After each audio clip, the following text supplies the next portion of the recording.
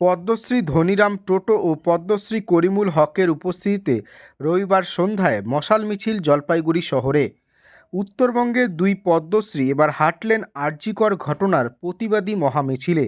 রবিবার সন্ধ্যায় প্রতিবাদী মিছিল ও পথসভা অনুষ্ঠিত হয় জলপাইগুড়িতে।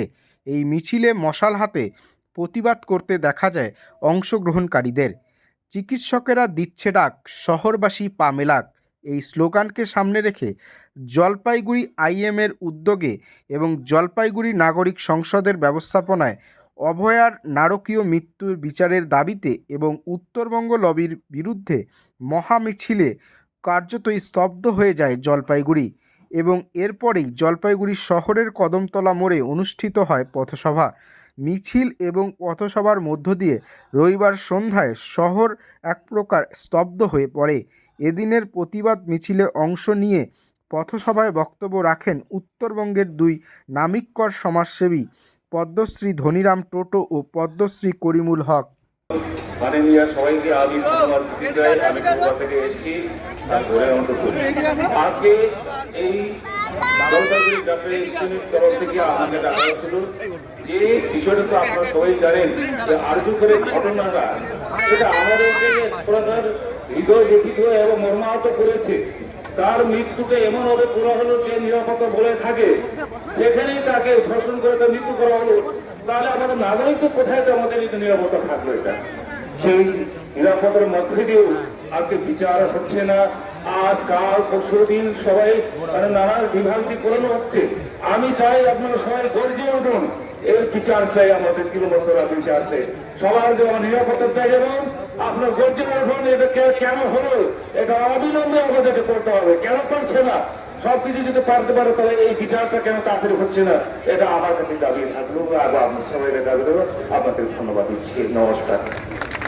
শ্রমিক বলতে হচ্ছে আমাদের ঘরের মা বোন এবং ডাক্তারবাবু, ব্যবসায়ী, বিভিন্ন রকম সংস্থা এবং গ্রাম থেকে বিভিন্ন মানুষ আজকে এই মিছিলে পা মিলিয়েছে।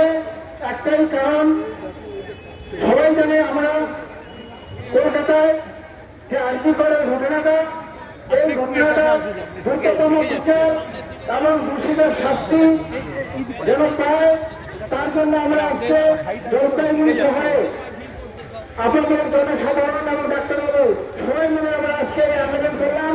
এই আমাদের এই আন্দোলন প্রত্যেকটা মিডিয়া ভাই, প্রেস ভাই, আপনারা যারা শিশার মধ্যে, কলমের মধ্যে লেখালেখি করেন, আপনারা নিশ্চয়ই আমাদের বার্তাগুলো, এই জলপাইগুড়ি নাগরিক হিসেবে আমি বলছি, আমাদের বার্তাগুলো নিশ্চয়ই কলকাতা এবং সিবিআই, হাইকোর্ট বিভিন্ন জায়গায় যাবে। জলপাইগুড়ি শহরের মানুষ এখনো জাগ্রত, সঠিক বিচারের আশায় টিভির পর্দায় আমরা তাকিয়ে থাকি। এটা যেন দেরি না হয়। যত দেরি হবে এইসব আন্দোলন দিনের পর দিন আরো শহর যেহেতু চলছে, গ্রামও জাগ্রত হয়ে চলতে থাকবে।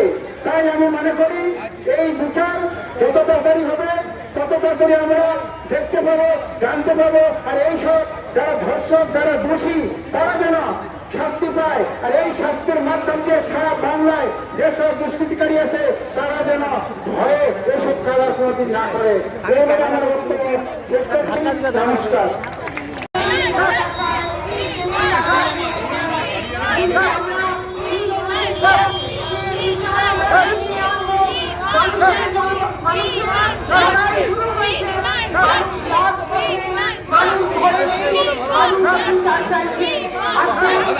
একটু আরেকটু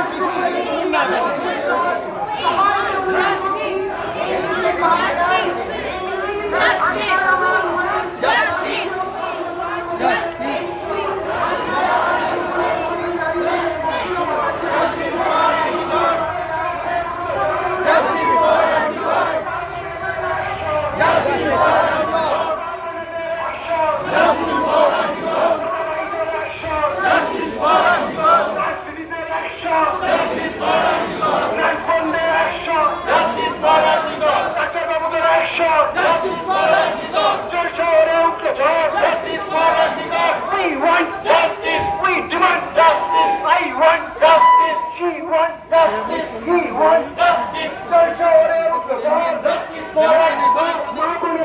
100